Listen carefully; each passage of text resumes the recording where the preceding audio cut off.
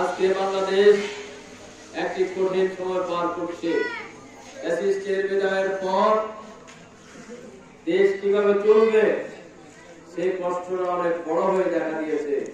আপনারা জানেন, বিগত 16 বছর এই দেশটাকে সর্বশান্ত করে দেওয়া হয়েছে, অর্থনীতিকে লুটপাট করে শেষ করে দেওয়া হয়েছে, মানুষের জীবন বিপন্ন করে দেওয়া হয়েছে। এই দেশে গুম, খুন, হত্যা, রাজনীতি প্রতিষ্ঠিত করা হয়েছে। আপনারা জানেন, এই দেশ থেকে সব অর্থগুলো পাচার করে দেশের অর্থনীতিকে পঙ্গু করে দিয়েছে। সেই সময় আমরা কথা বলার সুযোগ ছিল না, কিন্তু আল্লাহ তাআলা মেহেরবানি করে দয়া করে এই বাংলাদেশকে মুক্তির ব্যবস্থা করে দিয়েছেন, ঠিক না?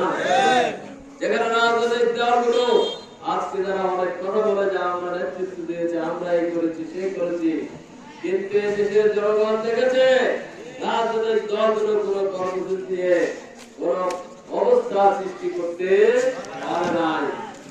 স্বৈরাচার ক্রমান্বয়ে শক্তিশালী হচ্ছিল।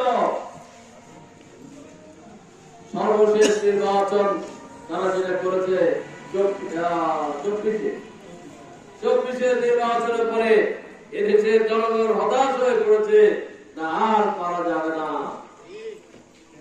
কিন্তু আল্লাহ তাআলা দয়া করেছেন, কারণ এই জমিনে অনেক জুলুম হয়েছে, অনেক শহীদের রক্ত রয়েছে।